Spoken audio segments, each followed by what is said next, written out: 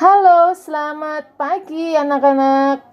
Kita berjumpa lagi dalam pelajaran IPA. Hari ini kita mau belajar tentang gangguan sistem pernapasan pada manusia.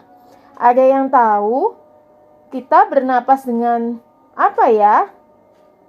Ya, dengan paru-paru. Hari ini kita mau mengupas tuntas tentang sistem pernapasan dan gangguannya. Disimak baik-baik videonya.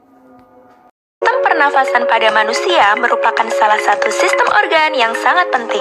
Hal ini disebabkan karena jika beberapa menit saja manusia tidak bernafas, maka dia bisa meninggal.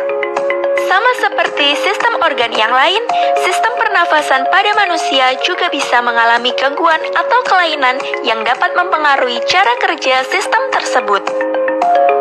Saat menghirup udara bercampur asap kendaraan bermotor, Sasa menjadi batuk-batuk. Sebaliknya, saat menghirup udara di bawah pohon rindang, Randy merasa nyaman. Udara di bawah pohon rindang terasa segar, sedangkan asap kendaraan bermotor menjadikan udara kotor. Udara kotor menyebabkan gangguan pernafasan.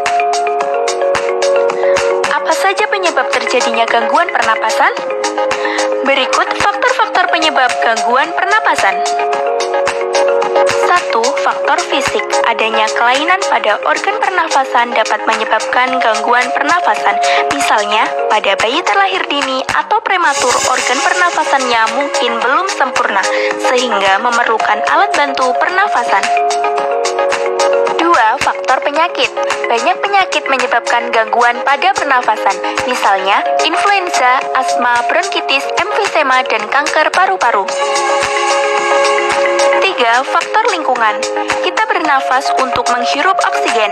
Lingkungan kotor, asap kendaraan, asap pabrik, dan asap rokok mencemari udara.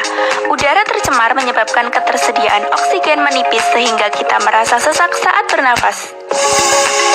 Macam penyakit pada sistem pernafasan manusia.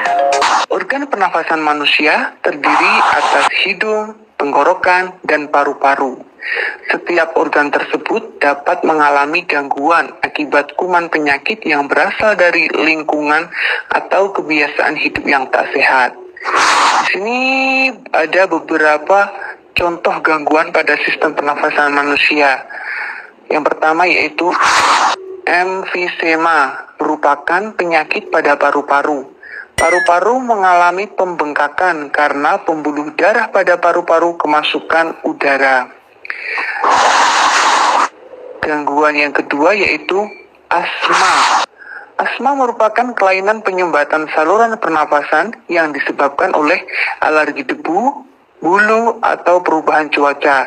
Kelainan ini dapat diturunkan dan dapat kambuh jika suhu lingkungan cukup rendah atau dalam keadaan dingin.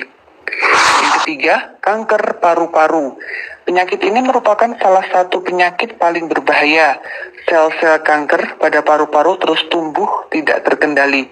Penyakit ini lama-kelamaan dapat menyerang seluruh tubuh.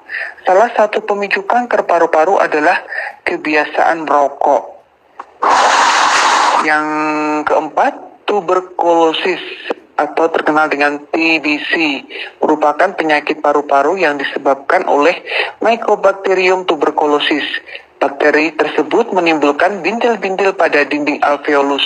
Jika penyakit ini menyerang dan dibiarkan semakin luas, dapat menyebabkan sel-sel pada paru-paru tersebut mati. Akibatnya, paru-paru akan menguncup dan mengecil.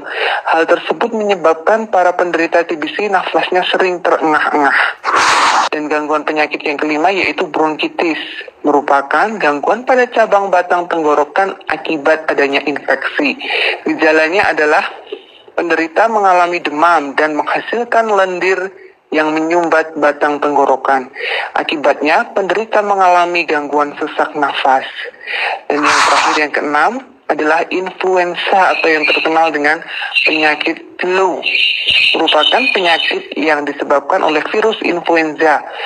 Penyakit ini timbul dengan gejala bersin-bersin, demam, dan pilek. Nah, sobat sumber belajar, itu tadi keenam gangguan penyakit pada sistem pernafasan. Dan itu terjadi karena dari lingkungan atau kebiasaan hidup yang tidak sehat. Oleh karena itu, waspadailah keenam penyakit ini dengan menjalankan pola hidup sehat agar kita terhindar dari yang namanya penyakit sistem pernafasan. Itu tadi video tayangan tentang gangguan sistem pernapasan, faktor-faktor yang mempengaruhi gangguan sistem pernapasan, dan penyakit atau gangguan pada saluran pernapasan. Agar kalian lebih memahami tentang materi ini, silakan kalian melanjutkan membaca buku paket tema 2 subtema 2 pada halaman 52 sampai dengan 54, dilanjutkan halaman 57, kemudian halaman 80 sampai dengan 81.